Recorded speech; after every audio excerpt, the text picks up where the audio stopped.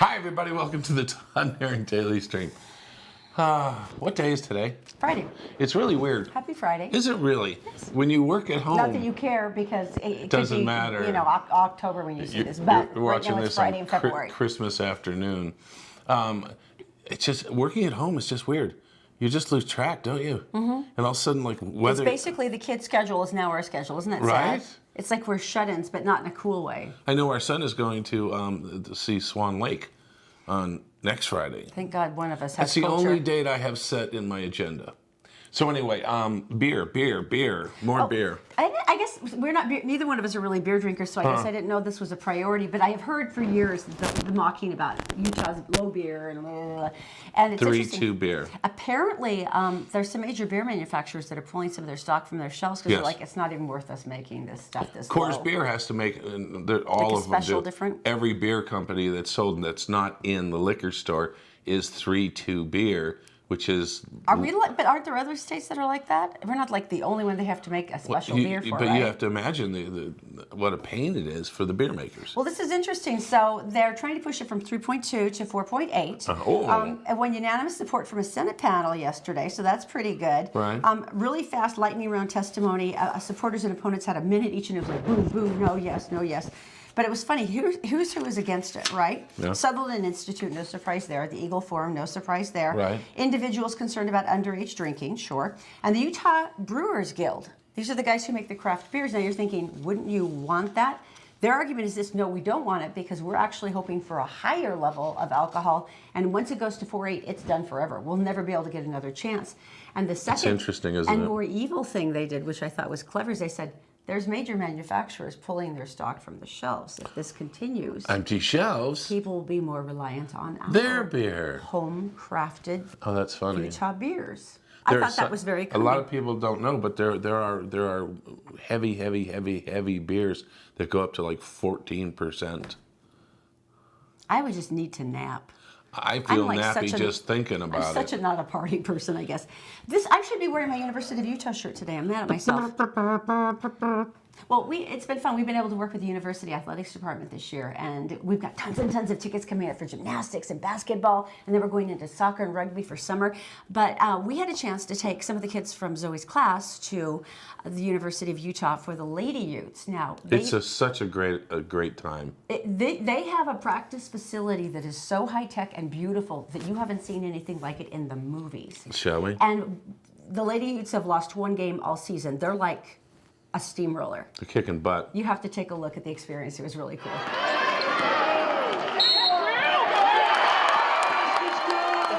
Don't have to share a court with the men, and our players can come in at any time of the day or night. They have 24/7 access with a thumbprint to get in here.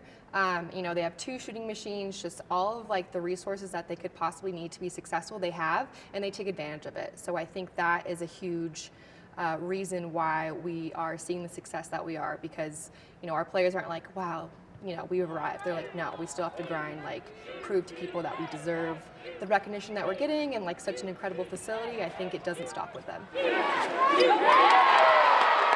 As you can imagine, the expectations that come with a multi-million-dollar state-of-the-art practice facility are somewhat high, and the Lady Utes are delivering. They're 18-3 for the season, ranked 21 nationwide. But here's the amazing thing: with all of the amazing workout accoutrements, the thumbprint access, and the incredible state-of-the-art practice facility, these women just get better and better.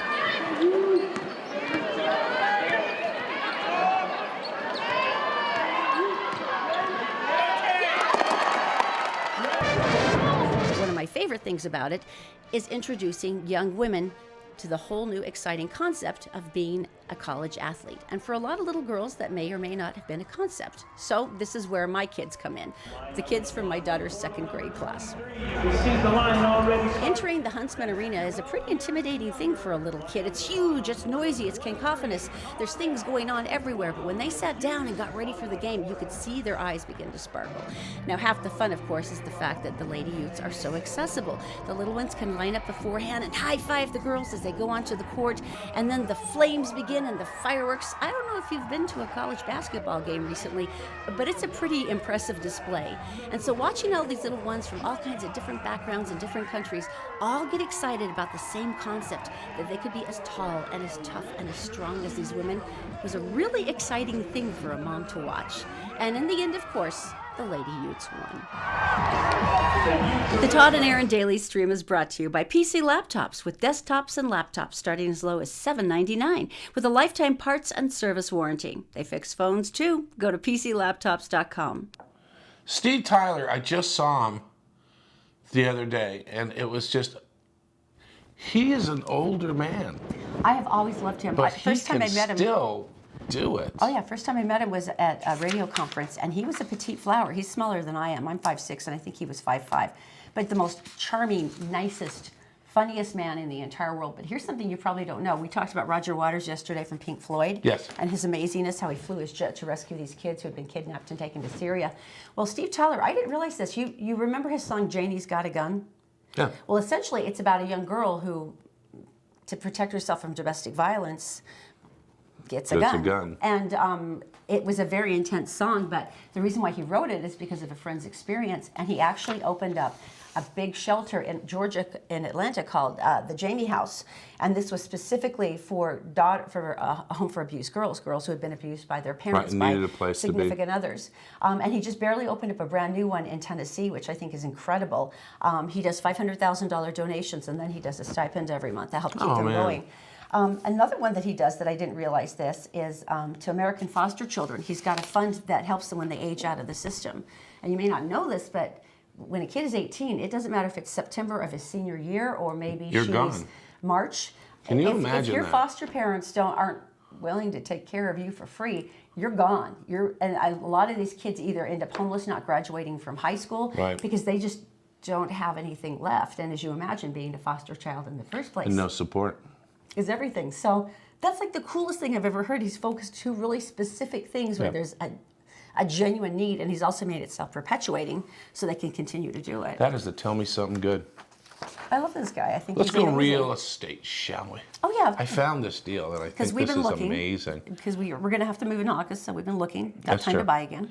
This is outside of Philadelphia, and Oh, that's a drive. it's a little bit of a drive. But since we work at home, we podcast, could we do could this. do it anywhere. We could annoy you from anywhere. So anyway, I was looking at this. Now, it's a tad pricey, $750,000. That's a big chunk of money. You just kind of don't do that part. Just give them some of the floor plan. Oh, look at these pictures. This is beautiful. Okay, Maple Glen suburb. Property includes 3 fireplaces, indoor-outdoor speaker system, 2 new heaters and water heater. That's nice. 2 new sump pumps, gorgeous gourmet kitchen. Nice. Stainless steel appliances, Nice. tumbled marble backsplash, Nice. large granite island, granite corner. Oh, look at this one picture, like in the master bathroom. They've got Yeah. this freestanding sink with mirrors on both Do you know sides. what this looks like? This looks like the house from Home Alone. Doesn't it? Beautiful, large master suite with fireplace, Right. master bathroom, all Okay, kinds of. so this is the part that I like. It's the oh. fact that Airbnb, and I had never thought of this before, but Airbnb can actually pay for the house. How so? Well, what they're doing is they're charging $750 a night. Now that's really expensive, even for a nice house. True. But and also for that's during the week. On weekends, it's $2,000. So you think of your And they're saying payment. private parties and I entertainment. know, right? So like maybe if you were having a massive blowout party with your friends, and So that's why I found this fascinating. did you look at all the pictures? Hey, what? This is a very straightforward real estate description. Includes a walkout basement with French doors and a fully equipped dungeon. And then on the 3rd floor is a, quote, private adult sexual oasis. Now, I would like to point out that I have no experience whatsoever with dungeons, but these are 2 Dungeons very and Dragons. highly stylish rooms with many I would say devices. elaborately outfitted racks and barred, It looks like a gymnastics storage locker. kind of like that. So that's specifically how they're marketing this, is the 50 Shades of Grey home. Oh, I thought it was just because it paid for itself, and now I know. 2 dungeons, no waiting. How much bleach is there in the world? Never enough. Never enough. You know, the sad part is I would go see it out of curiosity, but I would also not want to go see it because I would have them go, she's one of those. I just think the neighbors, Like I said, anything you want to do is perfectly fine. Oh. But I've never seen a real estate description that included 2 in-home dungeons. One would seem to be enough. No, apparently not. And the crack of the whip makes the neighbors go, oh, that again. Okay. Tell me about some criminals. I'm trying to keep a straight face. Tell me some. I'm a little childish, I know. Okay, I respect that maybe a lot of criminals get that way because they don't think things through. Perhaps they react impulsively. They should have gone to trade school.